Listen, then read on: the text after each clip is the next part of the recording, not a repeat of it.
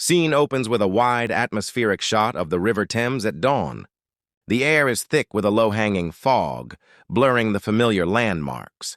The silhouette of a figure, the historian, stands looking out over the water.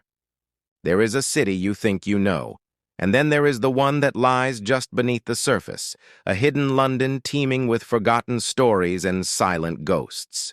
It's a city built on top of itself, where the past isn't dead, it's not even past. It whispers to us from the very ground we walk on, from the shadows in abandoned tunnels, and from the strange markings etched into stone, waiting for those who know how to listen. To truly understand London, you must learn to see the unseen, to hear the echoes of what came before. Join me as we pull back the veil and explore a London that time has tried to erase. The scene transitions to an animated map of London. Bright, flowing lines trace the path of an invisible river underneath bustling modern streets. Beneath the relentless traffic of Farringdon Street and the hurried footsteps along Holborn Viaduct flows a phantom, the River Fleet. Once, this was a wide, tidal tributary of the Thames, vital to Roman and medieval Londoners for trade and transport. But as the city swelled, the fleet became its dumping ground, a choked, foul-smelling sewer. By the 18th century, society had had enough. Section by section, the river was arched over, bricked up and buried alive, its memory paved over by progress. Today, it still flows in the darkness below, a subterranean secret channeled through Victorian sewer tunnels. Its only trace on the surface is the dip in the road or the sudden curve of a street that follows its ancient watery course. It's a powerful reminder that the map of modern London is drawn over a much older, wilder landscape. Cut to a shot descending a dark, dusty staircase into an abandoned London Underground station. The air is still, and the only light comes from the crew's lamps casting long shadows. Archival black-and-white photos of the station in its heyday are intercut with shots of the empty, decaying platforms. Down in the deep, the silence is profound. This is Aldwych, a ghost on the Piccadilly line. Opened in 1907, it was never a busy station, its single shuttle service a quiet anomaly in the roaring network. It served theater-goers and law students, but its life was short-lived. During the Blitz, its platforms became a sanctuary, sheltering thousands of Londoners from the bombs raining down above. Priceless treasures from the British Museum were even stored in its tunnels for safekeeping. But by 1994, the cost of upgrading its original lifts was too high, and its gates were locked for good. Now it's a time capsule.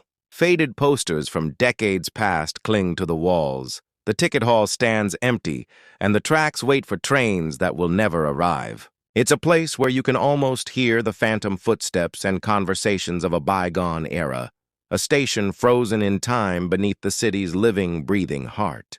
The camera focuses on the ornate stonework of an old building in the city of London.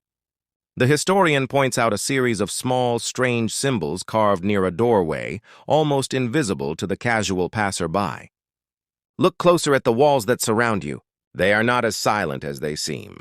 Carved into the soot-stained stone of old parish churches and forgotten alleyways are symbols that tell a hidden story. These are parish boundary markers, small, often cryptic reliefs used to delineate the territories of London's ancient parishes. Before postcodes and street signs, these markers were crucial. Each year, on Ascension Day, a procession of clergy and local boys would beat the bounds, walking the parish line and tapping the markers with willow wands to reinforce the collective memory of the boundary. Many depict a year, a cross, or the initials of the parish, but some are more elaborate: a wolf, a mitre, a bleeding heart. They are a secret language written on the city itself, a tangible link to a time when community was defined not by a map, but by the stones you could touch. The final scene shows the historian standing on a high balcony or rooftop, looking out over the vast, glittering expanse of London at dusk. The city lights twinkle below like a sprawling galaxy.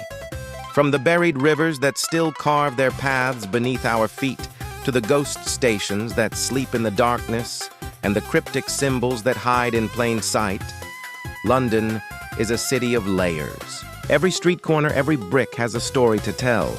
The past is not a foreign country here. It is woven into the very fabric of the present, an ever-present hum beneath the noise of modern life. It is a city that rewards the curious, that offers up its secrets to those who are willing to look beyond the obvious. For in the heart of this great metropolis, the echoes of history are all around us, a constant and beautiful reminder of all that has been. And so the story of London continues, written and rewritten but never truly forgotten.